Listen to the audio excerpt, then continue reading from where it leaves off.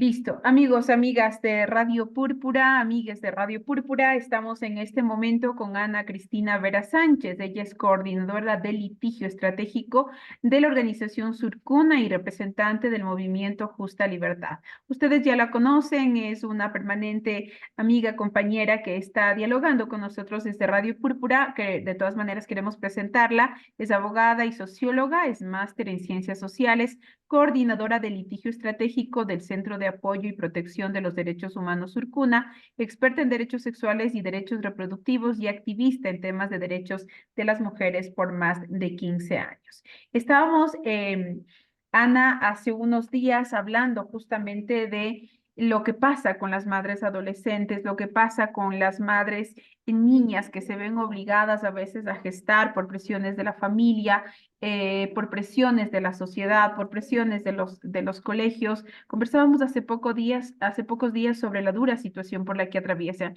Y hoy justamente por el tema del 28S, del 28 de septiembre, de la acción global por el tema del derecho al aborto, justamente el movimiento Justa Libertad, que es un movimiento, entiendo, a nivel regional, pues lanzó la campaña a nivel global para defender el derecho de las mujeres a decidir sobre su cuerpo. Cuéntanos un poquito, Ana, nuevamente bienvenida a Radio Púrpura. ¿Qué es esto de Justa Libertad?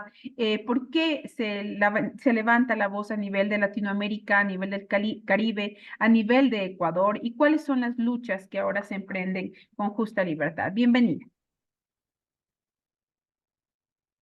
Bueno, muchas gracias, igual compañeras, por este espacio. Siempre es grato volver a encontrarnos. Les quisiera contar un poco del proceso de Justa Libertad. Justa Libertad es un movimiento ecuatoriano, un movimiento amplio político que lucha por la eliminación del delito de aborto del Código Penal, ¿no? Está conformado por artistas, por académicas, por organizaciones sociales, por organizaciones feministas, por personas líderes de opinión que quieren justamente que este delito injusto se pueda eliminar del Código Penal, ¿no? Y en ese marco contamos también con el apoyo de organizaciones internacionales, tanto de Latinoamérica y el Caribe, como del mundo en general, que también miran al delito de aborto como una fuerte forma de discriminación contra las mujeres, niñas, personas de la diversidad sexogenérica con posibilidad de gestar y como un limitante de sus derechos, de su autonomía, de su dignidad humana, y que justamente nos hemos juntado para traer este debate a Ecuador y para poder exigirle a la Corte Constitucional que elimine el delito de aborto y que lo declare inconstitucional. Entonces, eso es un poco Justa Libertad. Desde Justa Libertad hemos estado impulsando todo un proceso de diálogo, de pedagogía ciudadana, de encuentro, a partir del cual podemos justamente hablar de por qué es importante y necesario eliminar el delito de aborto del Código Penal. A propósito de esto y de estas luchas que se mantienen, que son permanentes a nivel de Ecuador y de América Latina, entiendo que en el marco justamente de esta lucha de justa libertad se dieron actividades. ¿Qué se avanzó, qué se analizó, qué se discutió y a qué concreciones se llegaron en estos encuentros?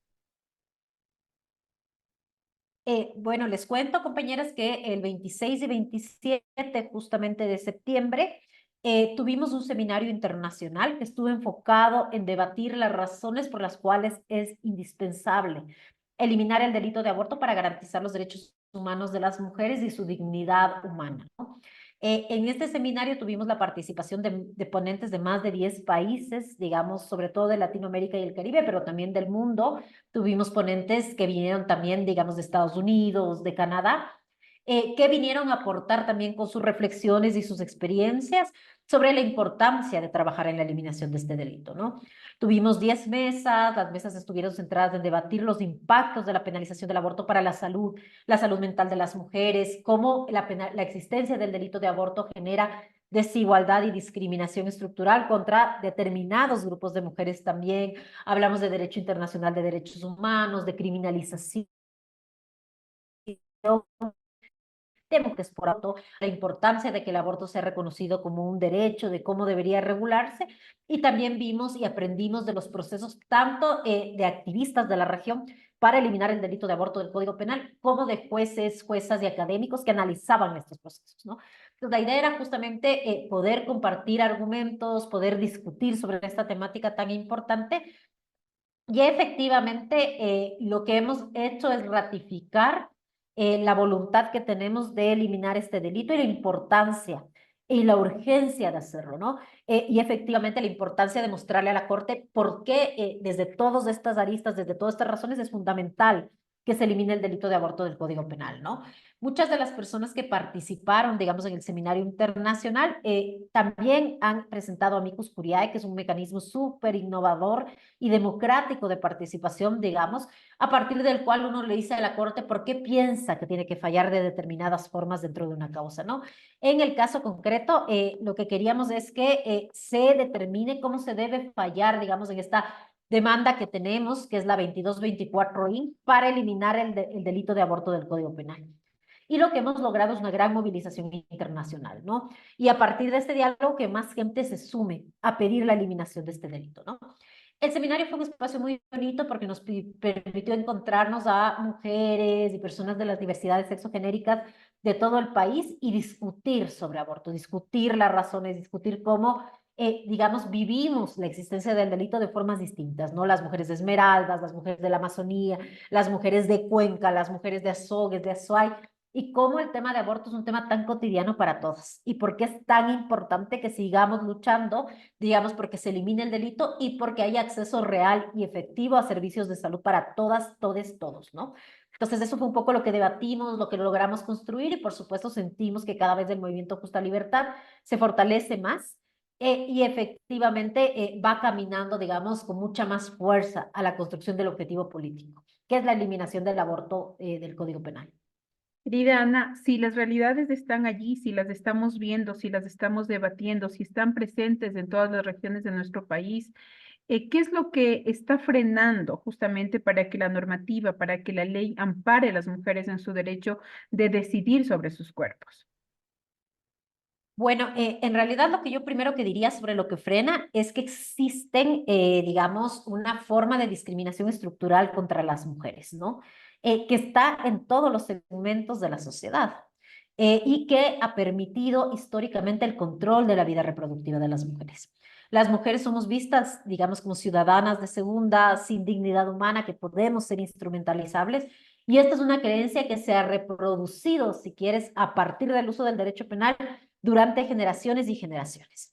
Tanto es así que teóricos importantes del derecho penal, como Ferrajoli, han planteado que este es el único delito que no solo tiene una prohibición, sino un mandato, que obliga a las mujeres y personas gestantes a cambiar sus planes de vida, a modificar todo por una imposición de algo que debería ser tan personal como es una maternidad, ¿no? Efectivamente, yo creo que lo que está en la base es justamente los estereotipos y los estigmas y los prejuicios existentes contra las mujeres en la sociedad, ¿no? El aborto y la existencia del delito de aborto ha sido reconocido, perdón, la existencia del delito de aborto, sí, como una forma de violencia basada en género, ¿no? Y aun cuando se sabe que es una forma de violencia basada en género, es el Estado quien perpetúa y reproduce esta violencia, ¿no? De forma institucional. Y justamente lo hace porque a partir de todas estas formas de violencia, es una acción de las mujeres, ¿no? En la sociedad.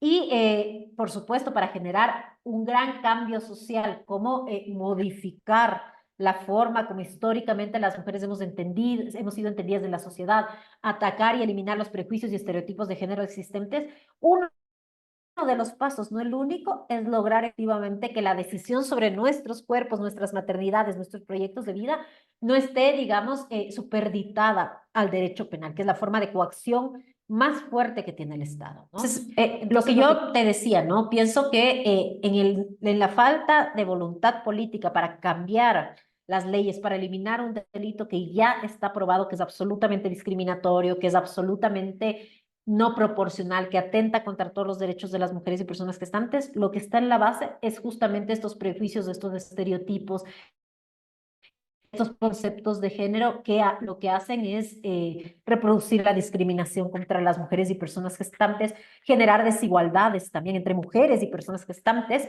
y efectivamente sostener un sistema político y social patriarcal, ¿no? Que se basa justamente en la subordinación de las mujeres, ¿no? Y creo que por eso es tan difícil avanzar, digamos, porque esto implica también atacar las bases de la sociedad patriarcal. Por supuesto que despenalizar, eliminar el delito de aborto no es lo único que hay que hacer para eliminar las bases de la sociedad patriarcal, pero sí puede ser un paso importante justamente para plantear que los estados no pueden controlar la reproducción de las mujeres a partir del derecho penal y que el único derecho no es el de maternar, ¿no? Que podemos decidir sobre proyectos de vida distintos, ¿no? Y además para, digamos, fortalecer la idea de nosotras como seres humanos con dignidad humana que no podemos ser utilizadas para otros fines que no tengan que ver con nuestros proyectos de vida. En ese sentido, creo que es fundamental seguir trabajando para eliminar el delito de aborto y además reconozco que esto es difícil justamente porque implica hacer una lucha además social, cultural, jurídica que permite las bases de este hecho que ha sido patriarcal discriminatorio contra las mujeres y las personas de las diversidades sexogenéricas. A nivel regional, Ecuador, si bien es cierto, ha dado algunos pasos en este tema, también es cierto que todavía hace falta mucho por avanzar. A nivel regional, Ecuador, ¿cómo está ubicado? ¿Qué es lo que pasa en los otros países en torno al tema del derecho al aborto? ¿Cuánto se ha avanzado a nivel regional también? ¿Y en qué dimensión podríamos mirar nosotros a Ecuador en relación con los otros países de Latinoamérica? Y tenemos dos países que tienen eliminado el delito de aborto del Código Penal, que son Francia y Canadá. Y en el caso de Francia, incluso el aborto está reconocido como un derecho constitucional, ¿no? En el caso de Colombia, que es otra de las legislaciones, si quieres, más amplias sobre el tema de aborto, el aborto ha dejado de ser un delito hasta las 24 semanas a libre voluntad, ¿no? Lo cual es un gran avance para la región y un ejemplo, digamos, para quienes luchamos por los derechos reproductivos de las mujeres. Ahora, Ecuador, como la mayoría de países de Latinoamérica, tenemos un marco basado en supuestos. ¿Qué quiere decir? Que en determinados casos no es punible abortar, ¿no? Sin embargo, lo que hemos analizado, digamos, es que justamente la existencia del delito impide el acceso al aborto incluso en estos supuestos, ¿no? En el caso de Ecuador, los supuestos que tenemos son vida, salud y violación, y vemos que hay graves restricciones. Menos del 4% de las complicaciones que se atienden por aborto o de los ingresos hospitalarios que hay por aborto tienen que ver con, digamos, la garantía de estas causales, aunque son amplias. Sí las vemos desde una perspectiva del derecho internacional de derechos humanos por supuesto, las compañeras de Colombia, de Argentina, de Brasil, de Chile han estudiado qué es lo que pasa, por qué las causales no se cumplen. También nosotras lo hemos hecho como ecuatorianas, ¿no? Y lo que vemos es que la existencia del delito genera barreras de acceso absolutas para las mujeres y personas gestantes, ¿no? Una de esas barreras, digamos, más graves es efectivamente la falta de acceso a servicios de aborto legal. Por otra parte, la mayoría de países tienen al menos una causal, ¿no? Y hay muy pocos países, 6 en el mundo, que penalizan completamente el aborto, ¿no? Varios de estos países están sobre todo en Centroamérica y el Caribe, y por eso es que esta lucha tiene que ser global. La lucha por los derechos de las mujeres, por la decisión de las mujeres, por la justicia reproductiva, tiene que ser global porque tenemos que ser capaces de, a partir, digamos, de los aportes y los avances que hacemos en un país, poder, digamos, apoyar a nuestras compañeras de otros países que la tienen mucho más complicada por los marcos legales a estos avances importantes. Entonces creemos que esto sí es posible y por tanto, a pesar de que Justa Libertad es un movimiento ecuatoriano que lucha por la eliminación del delito de aborto en Ecuador, es un movimiento que también se enlaza con esta marea verde regional y mundial y busca efectivamente la garantía de los derechos humanos de las mujeres y personas gestantes a largo plazo. Ujú. Y Justa Libertad también tuvo mucho eco en esta movilización del 28S. Mucha gente, incluso a pesar de la lluvia, ¿no es cierto?, estuvo en las calles, estuvimos ahí también acompañando estas luchas y estas marchas. En esta perspectiva, querida Ana, y mirando la fuerza de la lucha de las mujeres en las calles, con gritos, juntas, unidas en esta lucha, ¿qué es lo que se viene con Justa Libertad en nuestro Te país? decía que la marcha de este 28 de septiembre fue un espacio súper especial e inspirador para todas, porque fue la primera marcha donde contábamos con la participación de compañeras de toda la región, digamos, de toda América en realidad, que vinieron a acompañarnos a marchar y exigir que la justa libertad que implica la eliminación del delito de aborto sea una realidad en Ecuador, pero sobre todo porque contamos con la presencia de compañeras de muchas otras provincias del Ecuador. Estuvieron aquí desde las compañeras de Galápagos hasta las compañeras de Cuenca, de Loro, de Imbabura, de Esmeraldas, marchando con nosotras justamente en la exigencia, digamos, de esta justa libertad. ¿Y cómo vemos al movimiento Justa Libertad? Vemos como un movimiento súper potente que va a seguir creciendo, que ya tiene presencia en más de 10 provincias del Ecuador, pero que va a seguir creciendo y que efectivamente va a lograr no solo eliminar el aborto del Código Penal, sino después de eso garantizar el acceso de las mujeres, niñas y personas que están a procedimientos seguros de aborto. Porque después de la eliminación del delito nos queda efectivamente el poder garantizar el acceso al derecho. Y para eso Justa Libertad se sigue constituyendo y se sigue fortaleciendo. Porque sabemos que es importante esta lucha y además que es muy importante trabajar también en el tema de despenalización social y cambio de imaginarios y sentidos políticos para que el aborto no solamente deje de ser un delito en lo legal, sino que deje de ser estigmatizado, digamos, en ya lo social. Y finalmente, querida Ana, ¿justa libertad para qué?